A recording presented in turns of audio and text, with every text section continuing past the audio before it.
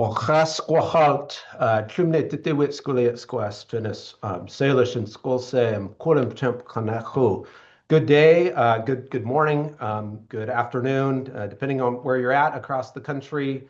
We're excited to welcome you to today's Center for Indian Country Development webinar, Using Your Tribal Data to Chart Your Future, How Tribes Can Participate in the Survey of Native Nations. We are excited to be announcing and bringing the Survey of Native Nations to tribes all across the country, having conducted a couple different pilots of the Survey of Native Nations, both in Montana and then on both coasts.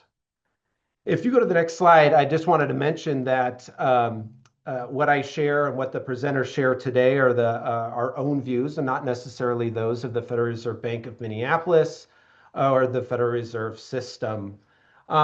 Just a couple housekeeping items. I did want to note that the chat will be active in this Zoom function. On our side, members of our team will be downloading and dropping things in the chat for you. If you want to connect with our team, please reach out to us. You can find all of our contact information on our website, of which we just posted in the chat. There is closed captioning that is available through the Zoom platform. And if you have any questions during the Survey of Native Nations webinar, any questions specifically about SNN, the Survey of Native Nations, please direct those to the Q&A box in the Zoom application. We'll do our very best to get to all of your questions. And lastly, the Zoom recording will be, and as well as all the resources that we put into the chat, will be available after the event. So we invite you to really share this content with all of your colleagues. So again, welcome. My name is Casey Lozar. I'm an enrolled member of the Confederated Salish and Kootenai Tribes here in Montana. I'm a vice president at the Federal Reserve Bank of Minneapolis and the director of the Center for Indian Country Development. And first and foremost, I wanted to thank our co-hosts for today's webinar, NAFOA, National Congress of American Indians, the National Center for American Indian Enterprise Development, the affiliated tribes of Northwest Indians, and United South and Eastern Tribes. They've been great partners over time, as well as several members of each of these organizations have served on our CICD Leadership Council. So thank you to our valued partners. So I'm going to set the context for today's discussion and allow my colleagues to dive much deeper into what is the Center for Indian Country Development, or the Survey of Native Nations, and to learn how to get involved before we turn to a conversation with a couple tribal leaders who are going to share their experiences partnering with the Center for Indian Country Development with the Survey of Native Nations. So for context, the Center for Indian Country Development is a part of the Federal Reserve System, and we are national in scope, the Federal Reserve System. We have a board of governors in Washington, D.C., and we have 12 reserve banks that are independent reserve banks around the country. And the Federal Reserve System has really 5 functions. So one that you may most be familiar with is conducting monetary policy, so setting our interest rates, leaning into the dual mandate that we have from Congress of maximum employment and price stability, or managing inflation. We also work to ensure that our financial system in the United States is stable. We supervise and regulate banks.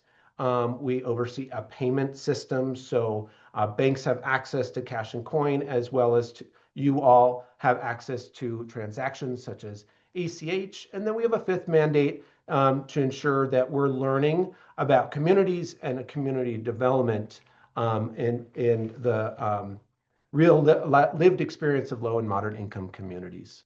The Center for Indian Country Development is a part of the Federal Reserve Bank of Minneapolis, and we have a mission to pursue an economy that works for all of us. And we can't do that without understanding deeply the experiences of our relatives in Indian country and understanding in depth what makes tribal economies tick.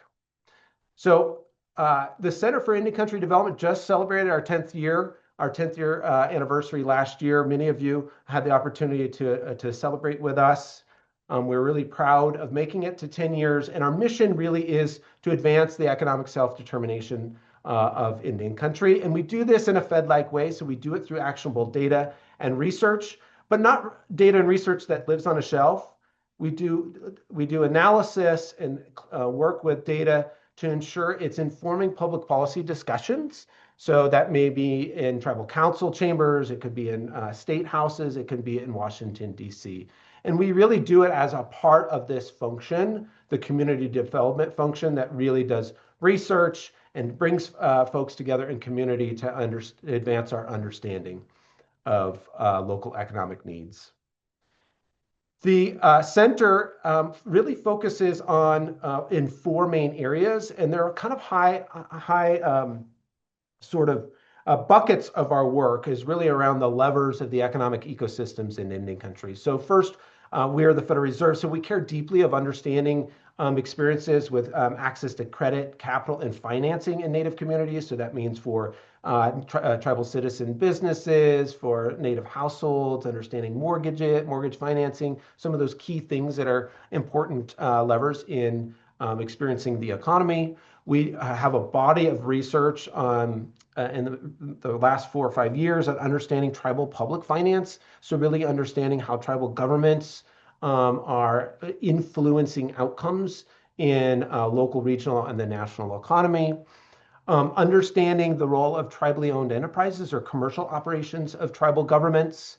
And then a much broader initiative helping to close the data gaps in Indian country and increase the use of economic data to help inform decision making at all levels of government.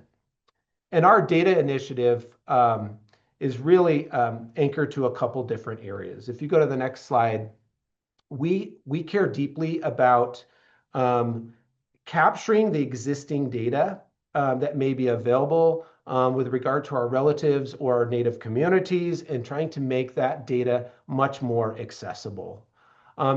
And we do it in a way that allows for grant writers and elected tribal leaders and policymakers and all other governments quick access to data to help shape their thinking and their planning.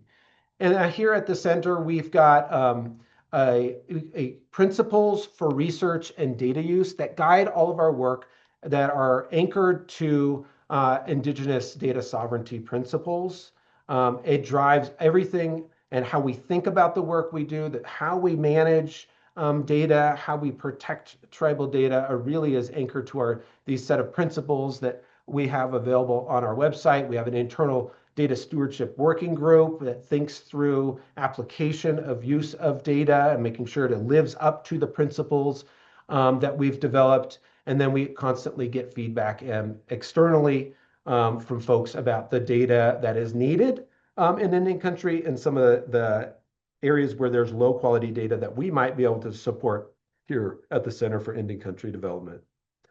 And I just wanted to provide a couple examples of how we are making data more useful.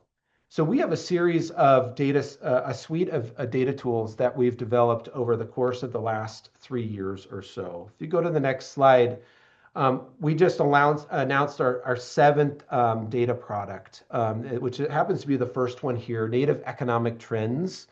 And this is a tool that looks at every single Native geography in the United States, and we map data from a few different public sources over that Native community's geography, and we can map shifts and changes in economic outcomes or economic well-being over time, so over the past 30 years. We're really excited about it, so you can see sort of how things have shifted and changed in your community over the past 30 years. Again, this is using publicly available data. This isn't using data directly from tribal government. So there may be a different story that can be told through individual tribal government data with regard to your citizens' outcomes. We've got 6 other data products here. Our Native Community Data Profiles is a snapshot across 10 different domains of data that showcases specific data for your Native community. We have this funding and finance atlas. It can look at eligibility for access to federal programming, uptake of federal programming. We have one that maps out all of the financial institutions that are doing work in Indian country. Every month we update a Native American labor market dashboard so you can see how in real time Native people are experiencing the economy in urban and rural areas. We got an entrepreneurship dashboard that helps us understand shifts and changes in small business, the small businesses in Indian country. And then we've got an economic zone tool that allows an understanding of seeing how there are inflows and outflows of economic activity into tribal communities. We put a lot of care into these tools, and these tools, like our research, stem from the conversations that we hear in Indian country, the insights that we gather, all with the goal of ensuring that if we're going to put time and energy with our economists and data scientists and our policy analysts and our engagement specialists, that what we produce and the value we add, we know is going to have impact to tribes across the country. So we are excited about the work that we've developed over time, and we're really, really excited about a conversation that we started having years ago with tribal leaders around we need additional access to public finance data to help sort of shape discussions with other governments, to understand our own finances in context of other governments, to understand what's happening in Indian country from a tribal treasury perspective. And so we're excited to have worked with a number of tribes across the country and now to bring the Survey of Native Nations to all tribes. So with that, I'm excited to hand over this part of the presentation to my colleague, Phil Gover, to talk about the survey. Well, good afternoon. My name is Phil Gover, and I'm a senior policy analyst at the Center for Indian Country Development. I'm an enrolled member of the Cedar Band of Utah Paiutes and grew up on the Hungry Valley Indian Reservation outside of Reno, Nevada at the Reno Sparks Indian Colony. I'm also Pawnee and Comanche from Oklahoma. Welcome to the Survey of Native Nations webinar. Thank you so much for spending part of your day with us. My job for the next 20 minutes is to share some insight about the survey and to paint a picture for how this project can help you utilize your own data better. Let's start with a story. Imagine a tribal leader or a finance director who wants to expand revenue pathways for their tribal nation. They know their tribe collects some taxes. They know their tax collections represent a very small share of their government revenues. They also know that tax authority in Indian country is often shaped by state policy choices like compacting, issues like dual taxation and jurisdictional barriers. And so the pathway to developing this revenue is knowing something about the tax landscape in their local area so that when they walk into a meeting with a state legislator to discuss this issue, they can tell a more complete story about their finances in comparison to others, including other tribes. Until recently, most tribes did not have access to the kind of data that allows them to contextualize and better understand their budgets in comparison to other sovereign entities in and around them. In my experience, working with tribal leaders on these issues, the problem isn't just data access. Most leaders know that they have a treasure trove of data already in their possession on both the government and the enterprise side of the tribe. They just don't always have the tools and the knowledge to maximize that data's potential. State and local governments have long had access to standardized public finance benchmarking tools. Tribal governments have largely not. This gap matters because fiscal data, when governed appropriately, it's a sovereignty tool. The Survey of Native Nations was designed to give tribal governments that kind of leverage, grounded in collaboration, confidentiality, and Indigenous data governance. It was designed with you, your tribal leader, your finance director, your CFO, your planning lead, or your tax commissioner in mind. The survey, let's switch slides. Come on. So what is the Survey of Native Nations? The survey collects income statement style data directly from tribal governments, revenues, expenditures, small number of contextual questions. For this project, we are focused on collecting data for fiscal year 2022, and there are several reasons for that I'll get into in a moment. Let's talk about the survey. On the expenditure side, we organize data into 7 categories. These major categories reflect the core governmental functions: administration, public safety, transportation, healthcare, education, natural resource management, and payroll. On the revenue side, we collect information on taxes, licenses, fees, intergovernmental transfers, transfers from tribally owned enterprises into government operations, and others. Importantly, we are not collecting enterprise revenues themselves, like the data for enterprise revenues. We're only interested in the profits that are transferred into the government to fund public services. Within taxation alone, the survey collects 11 tax categories. And if participation continues to grow, this will become one of the most comprehensive anonymized data sets on tribal taxation ever assembled, built collaboratively with tribes using their own data. Within the miscellaneous revenue category, there are also a few revenue areas critical to some tribes, right? Items like earned revenues, interest, settlement income, and license and fee revenues or royalties. All of this data is all of this is data tribes already possess, right? They're just not always sure how to use them in the various aspects of governance. And so let me connect the dots. The survey is actually a lot more like a private data tool. You picture our public data tools that Casey just talked about. It's like that, except this is a private data input, a private data output, and you are the only one. The tribe that submitted data is the only one that gets the confidential report. You get data in, you get a report back, and there's zero cost to participate other than an estimated staff time investment of 4 to 8 hours. The output, our Survey of Native Nations report, is a comprehensive comparative review of your tribe's data with local government jurisdictions that the tribe gets to select, as well as other tribal data anonymized and aggregated. In addition to the written part, tribes also receive an executive summary of the report in slide deck format and an Excel spreadsheet that contains the report data and visualizations for easy reuse in their own report slides and writing within the government. Finally, let me speak to why we're using FY 2022 data and how that data is even though it's a little bit older, can still be used to measure and benchmark your own government finances.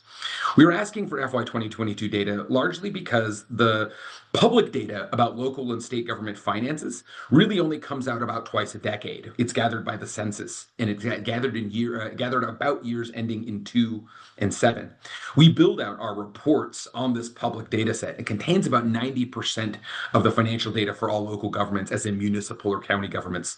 This data is useful for analysis for local governments even today, in the future, 2, 3 years later, because local government revenues are a lot more stable than tribal governments. Whereas tribes might experience large swings in magnitude over just a few years, most local governments do not. So before we get deep into how this data is useful and how you can use it, I want to spend a little bit of time talking about CICD's data stewardship specifically for this project.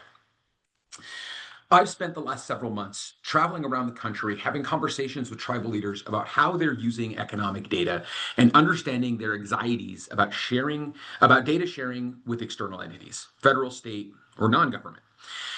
Any effort to gather private tribal data on the scale of our survey has to start with the first principle understanding that tribes have been harmed by private data being misused and mishandled. One of my duties at the center is to work with our whole team to think through the implications of how we steward the various kinds of data that we've collected about tribal economies. As our team conceived of this survey, its design, and our processes, we worked to merge the principles of Indigenous data sovereignty with the systems and processes of the Federal Reserve Bank. What we've built is, I believe, a model for both survey design and data usage that should be the bar for all organizations seeking to work with tribal economic data. Let's break it down. First, participation is confidential.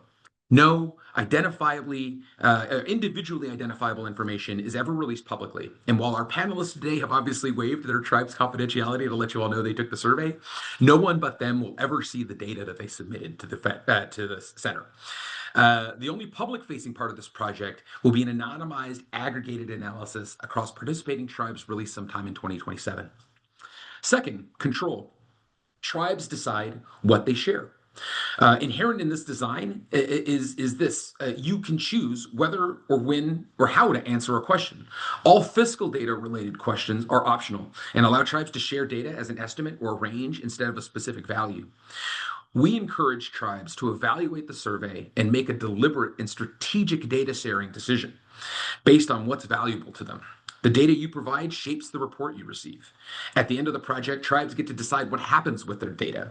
And we also offer a formal data usage MOU upon request, modeled on the survey's front-end data use agreement. Third, secure infrastructure at the Federal Reserve. The survey is hosted on a proprietary Federal Reserve platform with no third-party vendors handling the data. Access inside the center is limited to designated staff preparing tribal reports and aggregated analysis. Lastly, let me speak briefly to future data usage. Internally at the center, we will work with the anonymized data set to enhance the public's understanding of tribal government finance, to develop our own body of work around state and federal tax policy towards tribes, and to advance a better policymaker understanding of how tribal governments contribute to and enhance the local public service economies of their communities and their regions. Our responsibility is to steward tribal data with care and humility and to return value directly to the participants. Let's talk about the report. The confidential report tribes receive is designed to it's designed to answer real questions. Since the report itself is divided into 3 sections, I will describe how tribes can apply these data for all of these sections. The first section is devoted to sharing publicly available economic and demographic data about the tribe's trust land and geography. We gather this data from a mix of existing data tools and public sources and organize it into a singular data profile at the top of the report. This section is largely informative, but sets the public data context before diving into the public data around local government finances. It can also be a quick source of macro data for grant writing and planning. The second section focuses on local governments, data taken from the aforementioned source from localities set by the tribe and then organized for comparative analysis. This section can be used for comparative analysis to answer several questions. Questions like, how might federal budget outcomes impact programs in your community? Is your tribe a significant source of federal funding for your local economy? What programs and services are local governments providing that your in your jurisdiction or where your citizens live? And are there gaps that the tribe is filling in local service delivery? Does your tribe invest more of its resources in housing or healthcare compared to local governments? How might federal budget changes impact programs in your community, both at the tribe and at the local level? Contextualizing your tribal government with fiscal data from local governments is in your area has helped many pilot tribes understand the scale and scope of tribal governments in a way that they previously didn't appreciate. The final section of the report compares your tribe's data to the anonymized aggregated data of other survey participants. This data can be used to answer many questions, including but not limited to things like, how does our revenue mix compare to peer tribal governments? Is our budget more dependent on enterprise transfers compared to other tribes? Are we collecting from fewer tax categories than other tribes? How do programs and services differ from other tribes? This report includes charts, tables, narrative context that can be used in strategic planning sessions, annual reports, grant applications, lender discussions, and legislative meetings. Put simply, this report turns internal accounting data into comparative fiscal insight. Now I'd like to spend a few minutes going over some of the data from the pilot project that we did last year, because you're about to spend some time with a couple of the participants, and it can be helpful to see how the aggregated data is used to do the kind of analysis that I just discussed. First, a big caveat. This data profile here is not meant to be a representation of data from all of Indian country, right? This is actually, that's actually the ultimate goal of this project, you being here and participating in the survey, the national outreach campaign. But the pilot data itself is only representative of the participants who came to us from 7 states. In our pilot phase, 11 tribes completed the survey, and more than 24 have initiated access to the project, including several new entrants in the last month, and as our outreach efforts have begun to pay off. And what you're seeing here is an aggregated, anonymized pilot data set, and it's the beginning of the peer benchmark that we're developing across all of Indian country. No tribe sees another tribe's individual data, but every participating tribe can see how it fits within this growing and developing aggregate. The more tribes participate, the more meaningful this benchmark becomes. And at the end of the project, each participant will receive the final version of this aggregate data for their own data record. Now, I'm a huge tribal economies geek, and tax data is a lot of interest to me. So let's consider for a moment some tax analysis using SNN pilot data as an example of what's possible. This isn't news to anyone in this room or the webinar, right? But tax receipts are not a major source of revenue for tribal governments. The disparity is striking. What I appreciate about this graph is it says something true about tribal governments that doesn't get acknowledged enough by local and state government. The truth is that tribal governments don't have access to the same revenue bases as local governments. Some have too little land, others have too little development or economic activity, but all are at a huge disadvantage when it comes to data. Nationally, local governments collect 40 to 45% of their revenues from taxation. In our pilot aggregate data, participating tribal governments collected only about 2% of total revenue from taxation. That difference reflects structural policy realities. For tribal leaders engaging with state policymakers, this aggregated data helps frame discussions about compacting, tax authority, and revenue opportunity. Without peer benchmarking, it's difficult to contextualize that conversation effectively. Charts like this help me appreciate that these are policy choices, choices that have locked tribes into essentially using their enterprises as a replacement for their tax base. And yet that activity is also highly regulated and constricted in many cases. More data like this means that every tribal leader watching can start having better conversations with policymakers at all levels. Now let's turn to the tribal government comparisons by geeking out on tax data from a little bit of a different perspective. Uh, while a small revenue source, taxes can be developed with proper economic strategy and long-term thinking and planning. One of our big goals from our national survey is to build, as I said before, the best tribal tax data set that's ever been assembled, and to partner with tribes in the future to help them tell more complete stories about how policy can restrict economic self-determination. As you can see here, an analysis of pilot tribal tax data shows that how revenues are distributed across categories. The data in this case doesn't include dollar values because of identifiability concerns, but a more robust data set with more participants allows for more robust analysis. We'd also like better data to help demonstrate how tax compacts can be a win-win framework for local policymakers. Tribes get predictable revenues, and states also get predictable revenues from tribal collections, and that we can improve tax compacts by looking at what works well in states that work closely with tribes to implement tax regime. Participation this year in this survey lays the foundation for a multi-year, multi-state analysis built collaboratively with tribes. And the people watching this webinar are our core audience. Along with policymakers and financial institutions, we research, write, and develop data tools for you and inform you all and stakeholders in tribal economies. And this is the kind of data we need to do that at a really high level. Finally, let's talk about expenditure data and how to think about it and use it in analysis and planning. Aggregated data from the pilot shows that tribal governments invest heavily in housing, healthcare, education, cultural preservation, and citizen services. Generally speaking, tribes have a much higher administrative cost than local governments. This is largely driven by the need to establish a central administrative capacity to manage federal grants and funds from various sources. At the same time, our pilot data shows that most tribal governments have far more varied distribution of outlays, more similar to state governments, but that their spending power is more like local governments, while not having access to the same kind, really the typical tools, I would say, of public finance. This benchmarking helps demonstrate the scope of tribal services governments provide and the economic role that they play regionally. And internally, it supports evaluation of alignment between priorities and allocations. Externally, it strengthens communication with citizens, policymakers, and partners. Let's wind this down and get to our panel. Let me talk about how to participate. So the first major step is getting your tribal government's approval to share the data through whatever process your tribe has for making that decision. And we defer to your processes, and we are happy to participate with briefings and briefing material to support the ask. Once participation is confirmed, the next step is to designate a lead respondent to coordinate the survey response. This person is typically your tribe's finance lead and is the person responsible for transmitting the data and receiving the confidential final report. As a data security precaution, reports and passwords that unlock them are only provided to the verified lead respondents of the tribal governments. They are not emailed to councils or executive leaders directly by our office. They must be handed off by the tribe internally from the lead respondent.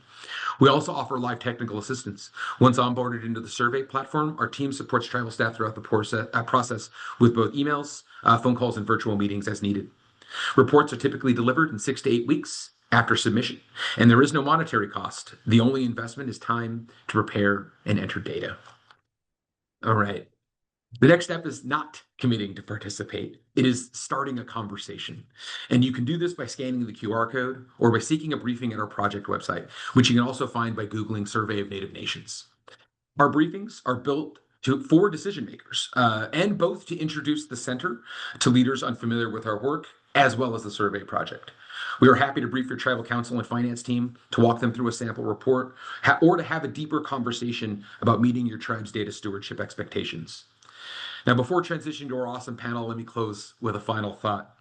I think for too long, gaps in economic and public finance data have limited how Indian country is seen, understood, and engaged. When tribal governments are missing from the national data system or are represented only partially, the result is misunderstanding and missed opportunity. These gaps don't just affect researchers like me or policymakers on Capitol Hill or your state legislature. They affect tribes' ability to voice their needs, to attract investment, and to demonstrate the full value of their public programs and plan for future generations. The Survey of Native Nations offers a different path forward, one rooted in collaboration, in respect for sovereignty, and for shared benefit. It shows what's possible when tribes work together on national data efforts that are aligned with Indigenous sovereignty principles. Through the Survey of Native Nations, tribes across the country are strengthening their own public finance data and contributing to research insights that advance the understanding of tribal economies across Indian country and our nation. Together, we're bringing real value to tribes, helping to ensure that tribal governments are seen and understood in their own terms with their own data. If you are a tribal leader or administrator who's interested in learning more about how your tribe can participate in the survey of Native Nations, we invite you to reach out to one of our project leads, scan this QR code, go to our website. We'd love to talk to you. And now I'm pleased to transition to our panel of tribal leaders who have participated in the survey and are sharing their experiences publicly for the first time. H, you can take it away. Thank you. Thank you, Phil. Osio H. Trosel Dawota, Jalaga Yetli Dagilosa. Welcome, everyone. My name is H. Trosel, and I'm a citizen of the Cherokee Nation. I'm joined today by First Assistant Chief Wayne Adkins of the Chickahominy Indian Tribe and Vice Chair Crystal Williams of the Coshada Tribe of Louisiana. Thank you for joining me. I have some questions to guide us in this discussion, but I really want this to be a free-flowing conversation.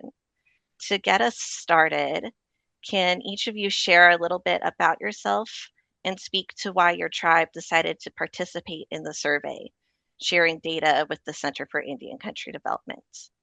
Crystal, do you mind starting us off? Sure. My name is Crystal Williams. I'm the Vice Chair for Coshada Tribe of Louisiana. Also serve as the Treasurer for United South and Eastern Tribes.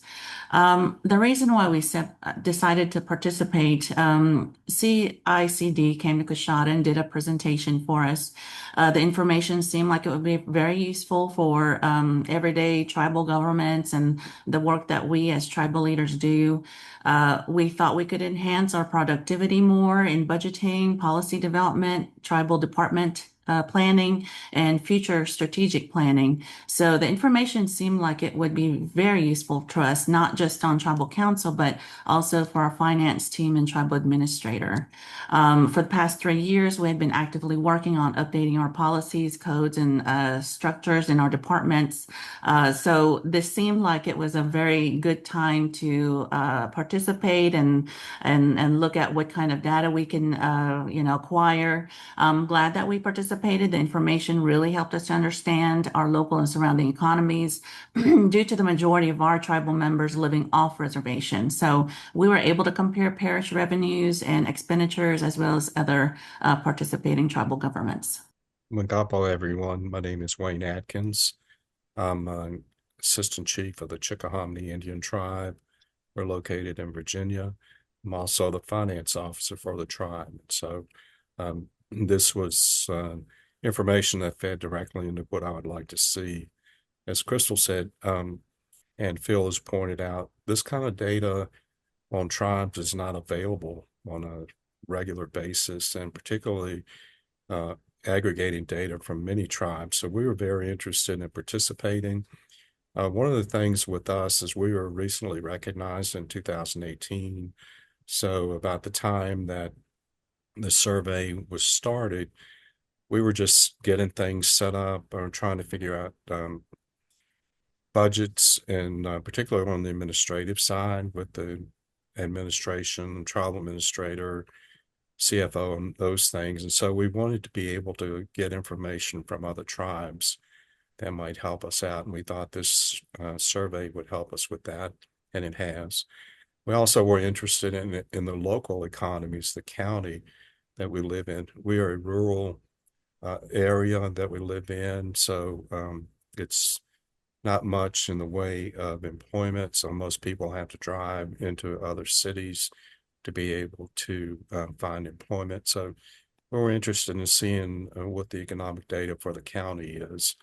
I know that information is available other places, but to have it pulled together in this report and compared to our data was really very useful for us. And so, again, we wanted to find out how we compared with other tribes, even though we were relatively new and also relatively small compared to other tribes. So, again, we wanted just to be able to get data in our hands that could help us in the future with budgeting and with helping us execute our strategic plan.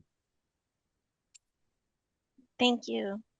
Those are incredible reasons to take this survey. I appreciate you all sharing that perspective. Related to the survey itself, how long did it take you to prepare a response to the survey? And what was kind of the most tricky part to prepare for, to find the answers for? I can start. According to our finance officer, it took about 12 hours to prepare, primarily because the survey required detailed financial and expenditure and program level data across our 20 plus departments. I personally did not have a hand in collecting the data, but I was told the most challenging part was accurately categorizing our revenues and expenditures into the survey's specific formats. We had to carefully match our internal accounting system to the survey standard categories. This was challenging for because our items we didn't separate in our reports, like distinguishing temporary COVID-related spending from ongoing program expenses. But this also gave us a new outlook or a new idea on how to separate those expenses in the future. I was the person who prepared the report for Chickahominy as a finance officer. I estimate it took 8 to maybe 10 hours to do it. It's been over a year, I think, since we did it, so I don't remember exactly. For me, the financial data was a little bit easier to pull together because we had just completed our annual audit. So I had all of that information available in the raw numbers. But as Crystal has said, being able to take that information the way we categorized and then to match it into the categories that the Survey of Native Nations does was a bit challenging. Probably the biggest challenge for me was pulling together the non-financial data, like number of employees and that kind of thing, that we didn't really have a readily available source of information. So I had to go back and dig that information out. But the financial data was right there for me, so it made the survey go much easier, much quicker. Yes, thank you for that feedback around how long it took and some of the challenges you faced. Moving forward, as you are incorporating SNN, the survey, into your tribe's planning and research practice, what data points from the final report do you find most useful or most surprising? Are there particular data that you would consider researching every year as part of your tribe's annual fiscal planning? I know that's quite a question, but Mhm. For us, there were several elements of the report that provided some strong value for planning, such as benchmarking and long-term budgeting. We found that our enterprise revenue contributions exceeded the average for other participating tribes, which confirmed that our enterprise performance is foundational to the tribe's fiscal stability. Our intergovernmental transfer levels were also analyzed, and we found that we may not have been taking full advantage of as many opportunities as we should. So we found this to be very valuable in benchmarking for long-term grant planning. So we're looking for ways to be more active in that area. right now. And our tribe's spending on public safety was significantly higher than local jurisdictions, which led us to understand the importance of cross-deputization in our community, since most of our tribal citizens live off reservation.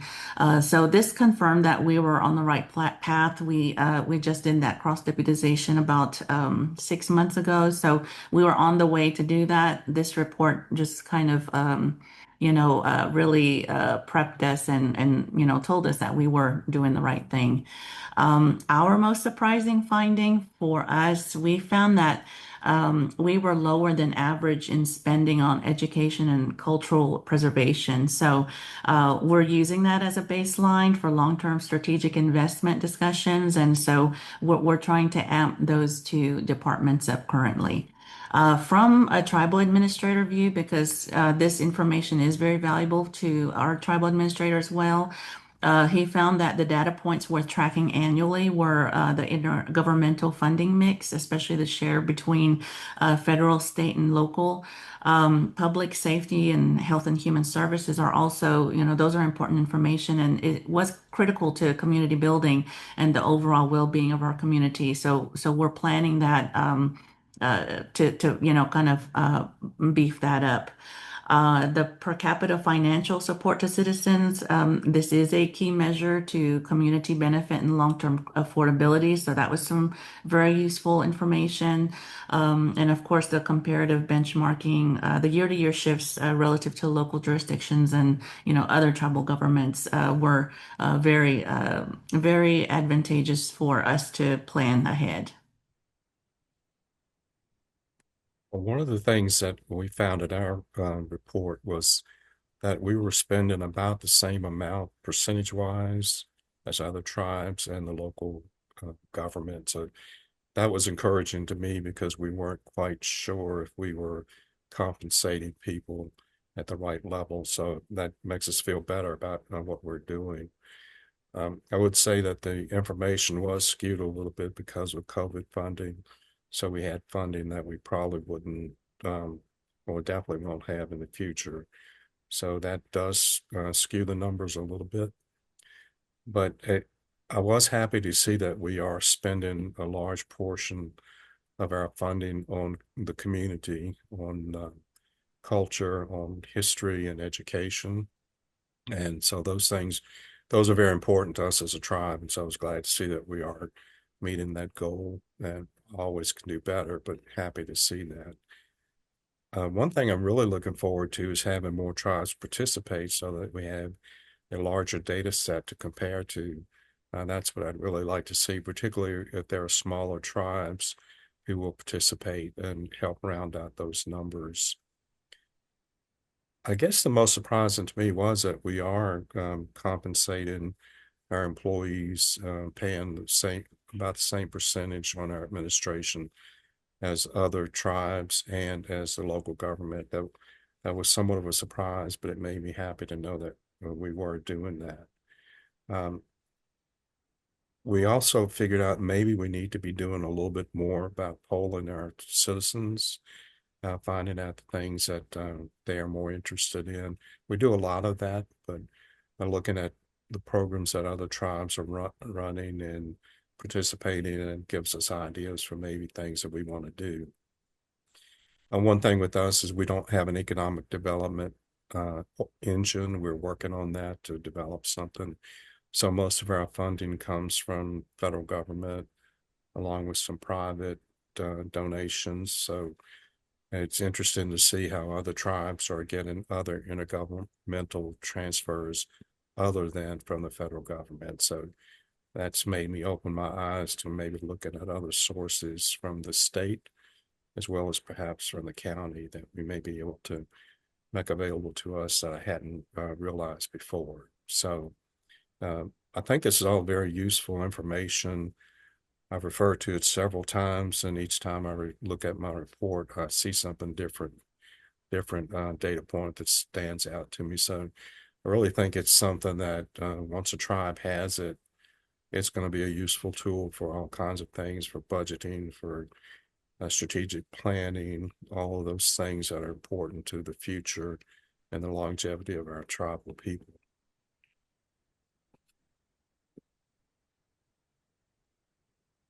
Thank you. Thank you for those thoughtful answers. I just think it helps underscore the importance of economic self-determination and, tribal sovereignty and tribal data sovereignty in particular. I do have one last question if we have a moment before we turn to Q&A, and it's related to that data sovereignty and data stewardship. Were you concerned about sharing data with a quasi-governmental federal entity like the Federal Reserve? What aspects of our data stewardship policies and our project design in the survey help to allay some of those concerns?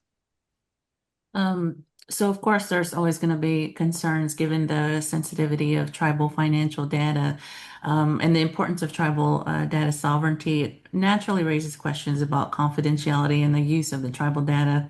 However, the Native Nations survey directly addressed and eased those concerns for us. By emphasizing the tribe's right to control its own data and explicitly recognize Native Nations' inherent right to govern the collection, ownership, and application of the data through Indigenous data sovereignty principles. There are strict data security protocols, including a two-factor authentication, secure data storage within the Federal Reserve System, and protection from third-party access, which was a plus for us, and then access restriction, which is specifically designated for CICD staff.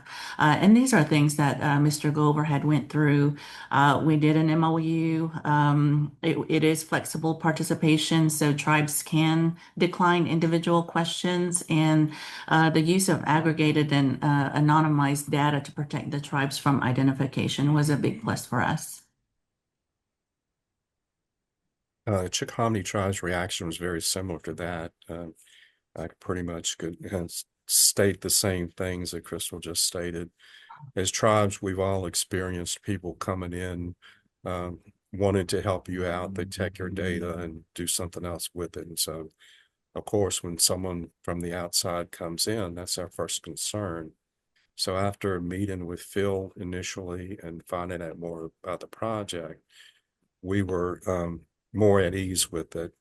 For one thing, knowing that the study was being run by Indian-led organization, the CICD in particular, and that they are used to dealing with tribes. They understand tribal data sovereignty and the concern that tribes have. So knowing that the organization was run by this group helped ease our concerns quite a bit.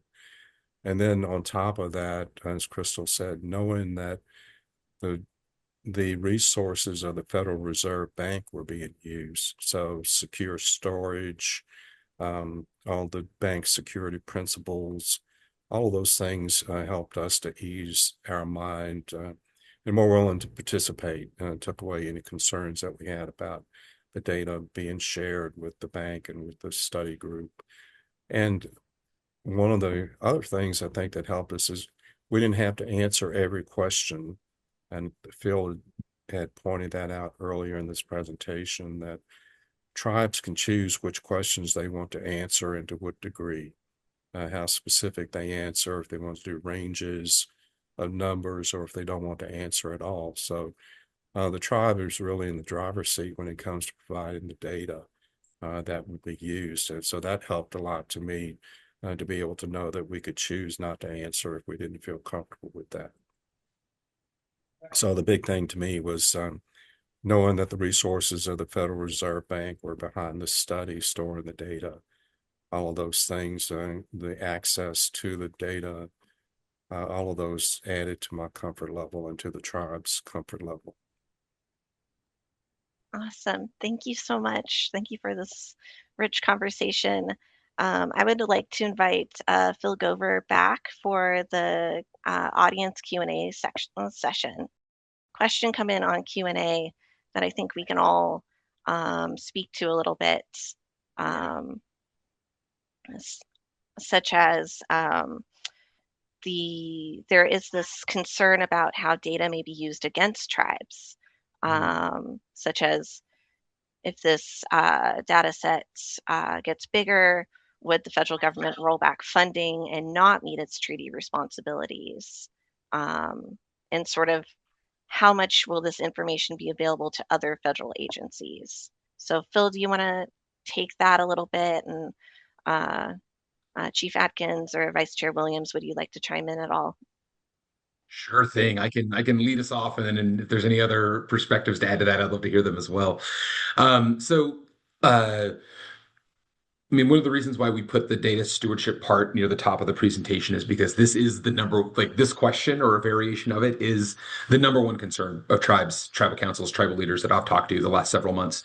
This comes up, I would say, probably 60 to 70% of the time in conversations I have about the survey. And so this is a huge concern. I want to be clear about a few things. So first, to the actual substance of the question, are federal agencies going to have access to this data? No. Right. So your individual tribal data set that you submit to the bank is not going to be publicly accessible or released to any other kind of entity outside of the Center for Indian Country Development ever. That's our promise to you. That's in keeping with our data stewardship principles about how we think about the tribal data that we hold, but particularly because this is private data gathered with the tribe's consent through a data use agreement. Internally within the bank, that contract, that data use agreement is the governing document, right, for the data. And that data, that document says we're not going to do things like send identifiable data outside of our control. So no federal agencies will have access to this. Also, another thing to point out: this is like because it's the Federal Reserve Bank, it often is perceived differently. But we should note that the Federal Reserve Bank is not subject to Freedom of Information Act requests. We do have our own transparency and accountability process, policy rather, within the bank.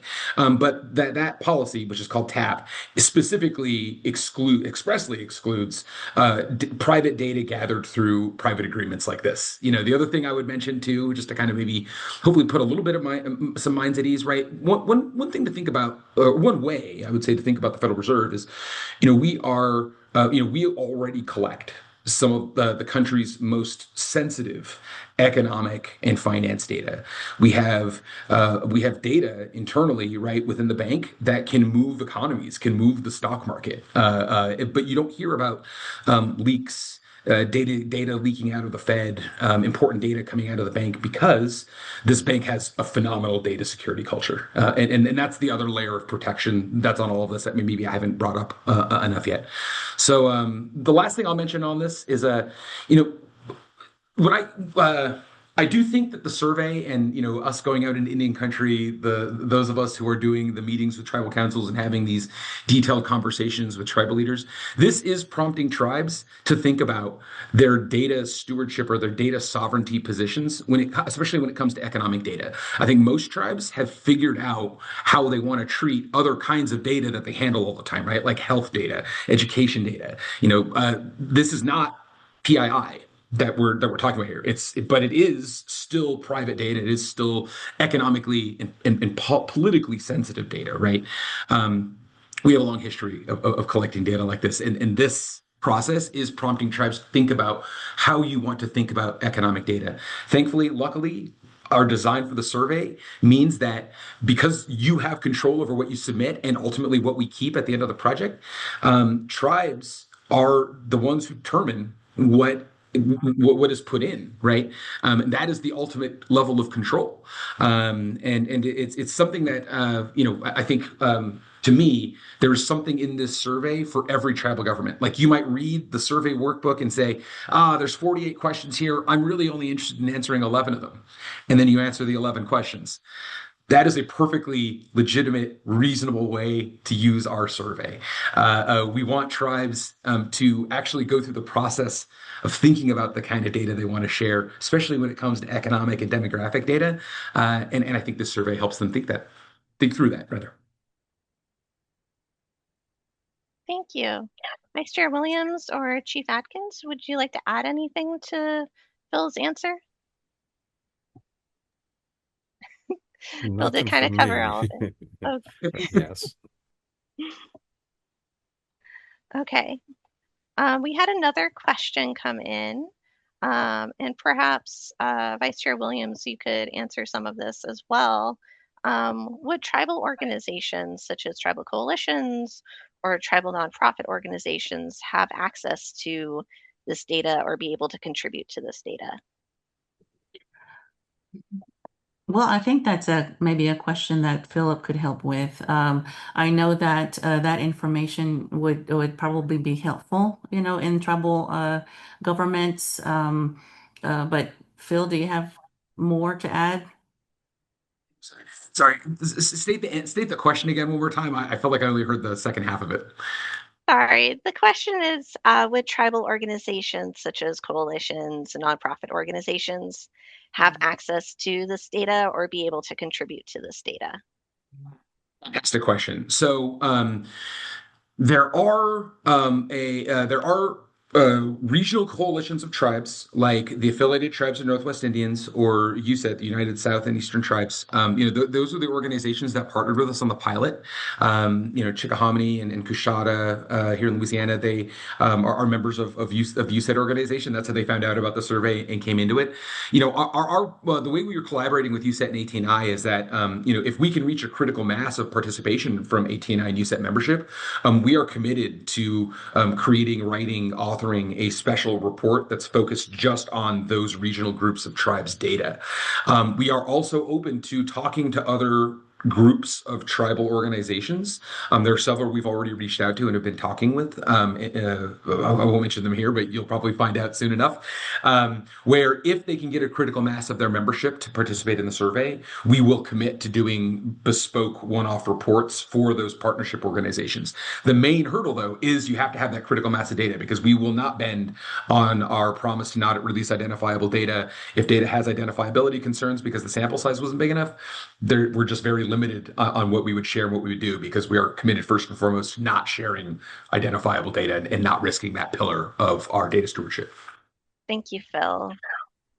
There was one last, I think we're at time. We're at 1:58, so I think we need to start transitioning into closing. We'll answer a question and I'll type it out, but go ahead. Oh, yes, I see. We have two more questions come in. Phil, one of them was to transfer back to the slide that showed the percentage of investments the tribes are making towards various categories of expenses. And the last question is regarding if this is open to ANCs, Alaska Native Corporations, as well as tribes, since we do include ANCs in the website definition of Indian country on CICD's website. Now, let me address these super quick. So first, on this slide of the business transfers to business enterprises, this does not necessarily include other monies the tribe is putting into investing in their business units. This is literally just money that's coming from the government transferred to enterprise entities, which actually I don't think is necessarily a very common activity, which is why there's so few tribes that reported doing that sort of thing. I think a lot of enterprise investment, especially startup investment, tends to not come directly from the tribal government budget. Since this survey is focused on tribal government budgets, that's probably why that looks like that. The only other thing I would mention is that, again, this is not like a representative of all of Indian country. This is representative of the tribe that took the survey, and it was not a sample size that's big enough to say it's representative in that way, right? So a bigger data set will reveal to us more about what this real number for most tribes across the country might be. And then this last question here, is the survey open to ANCs as well as tribes? So in our outreach to tribal governments, we have been prioritizing, at least in Alaska, there are a couple of tribes from Alaska who are taking it. They are the Alaska Native village, village governments. I would say when it comes to ANCs in the survey, because of the way finances are structured for ANCs, I would say there's probably limited usefulness in terms of like the comparative value, right? Because you're really talking about comparing an enterprise structure, fiscal structure, to a government fiscal structure, which is what all of our data is about. In that sense, the Alaska Native villages, as like the unit level, the economic unit level, is probably the more appropriate comparison if you want to do like apples to apples comparisons between revenue and expense figures, especially some that are like geographically locked. So yeah, that's what I'd say about that. Awesome. Thank you. Thank you. I know we are a little over time. I know some questions came in about the digital divide in Indian country. Please follow up with me afterwards. h.trosa@mpls.frb.org. Horribly long email address. Phil, do you mind giving us I'll the close this closing out. I remarks? just wanted to thank everyone for spending their time with us this afternoon. We really appreciate you. Again, if you have any questions, you can Google the project website, Survey of Native Nations. You can also check out our QR code here one more time. Oh, never mind, it went away. But yeah, we'd love to hear from you. We'd love to start a conversation about taking the survey, or even just a bigger conversation about how to improve the economic data ecosystem in tribal economies. I want to thank you again so much for your time this afternoon. I hope you all have a really great day and a really great week. Take care.